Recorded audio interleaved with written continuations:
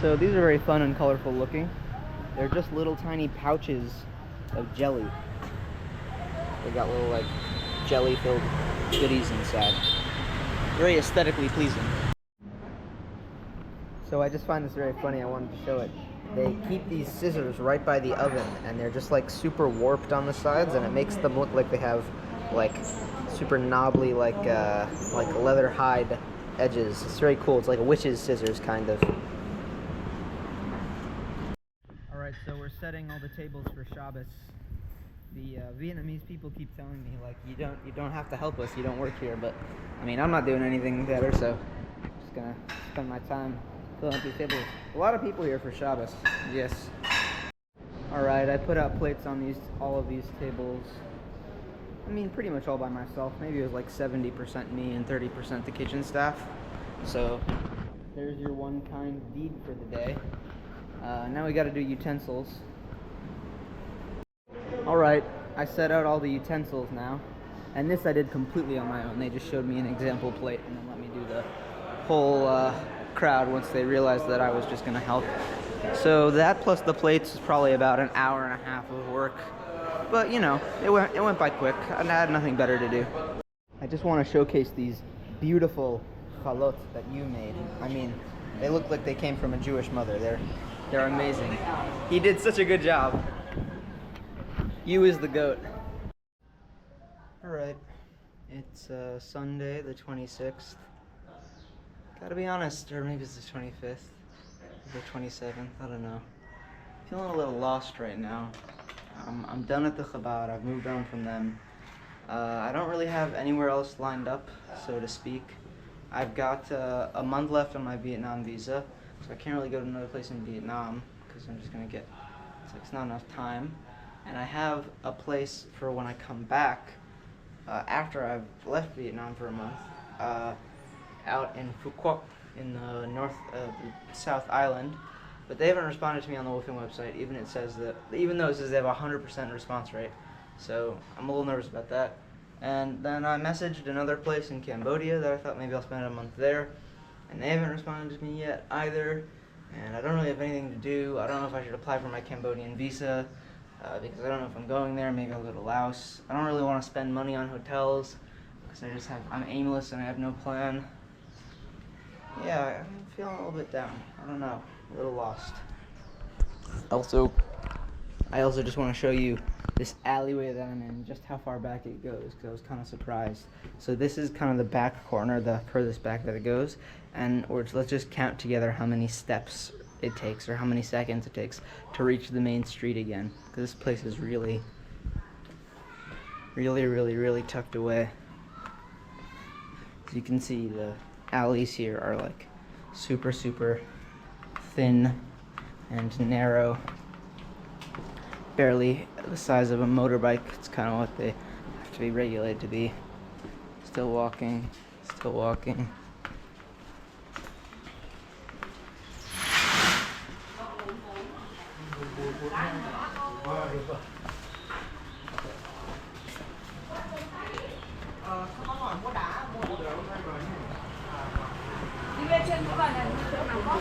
And finally we've made it back to the main street here. So yeah, some of these alleys are really tucked away.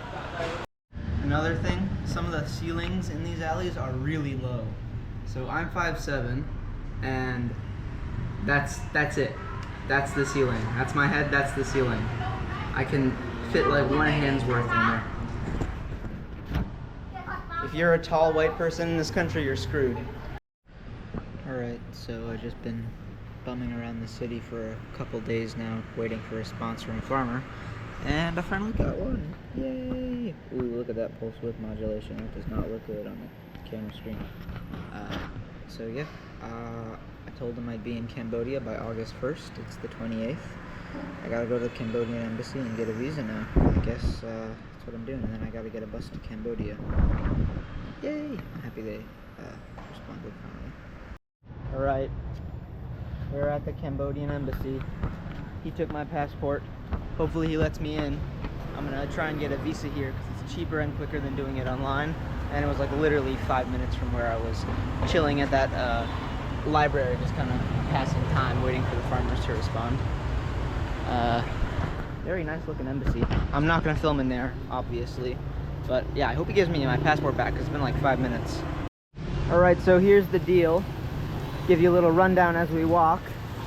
I am getting on a sleeper bus to Ho Chi Minh, and then from there, I'm gonna get on another sleeper bus to Phnom Penh. The people at the embassy were really insistent that it made more sense for me to just get a visa at the border instead of getting a visa there, because it would be quicker at the border, and I wanted to get there as soon as possible, and it was the same price. So I took their word for it. I'm using the Mok Bai border crossing, and right now I'm walking to the bus station. There's a bus that leaves at 6. They're both 30-hour sleeper buses, by the way, so I'm gonna be on a bus 30 hours. There's a bus that leaves at 6.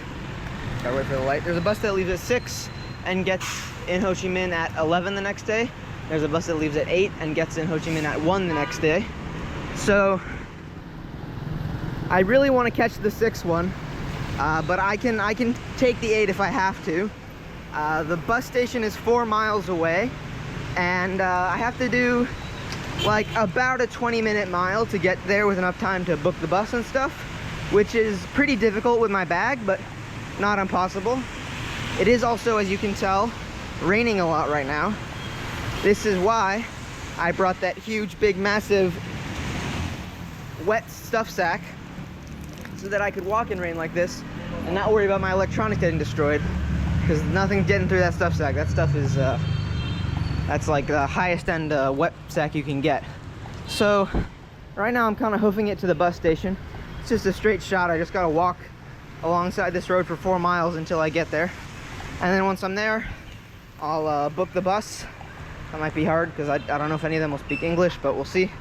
And yeah, then it's 30 hours to Ho Chi Minh, and then it's another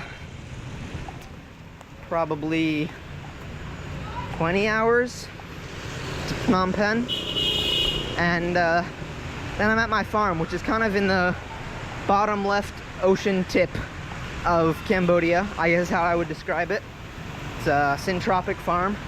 Very excited about it. All right, a mile left till the bus station. I'm making great time, actually. I've been doing like a 17-minute mile, which is the fastest I've ever gone with this bag, so pretty proud of myself. Yeah, should be at the station soon. All right, so this is what a sleeper bus to Ho Chi Minh looks like. Literally, as soon as I got on the bus, it started moving.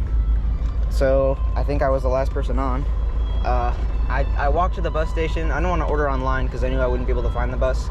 So I walked to the bus station and I just started yelling Ho Chi Minh at a bunch of people until one of them was like, okay. And they took me to a ticket counter and they made me pay them $1 million dong, which is like $40. And then they just walked me to this bus and then they sat me down. And I hope I'm going to the right Ho Chi Minh. He said it was 32 hours away, so that sounds about right. Yeah, gonna be a long trip. This is kind of what the sleeping accommodation is. Here, you can't really see it because it's dark in my section, but yeah, you kind of have like a super reclined chair and mats down on everything, and you're pretty confined. You can't really move at all. They have a little AC vent here. That's nice, I guess. And somewhere for power. I don't think they have Wi-Fi. It'd be really nice if they did, but I don't think they have Wi-Fi. And yeah, I'm just gonna sit in this little crevice for the next 30 hours. I'm looking forward to it. I kinda like this bus. In a way, it reminds me of the Topsy-Turvy bus. If it was, you know, maybe a little more commercialized. Or the infamous green bus that went up and down the coast of the California.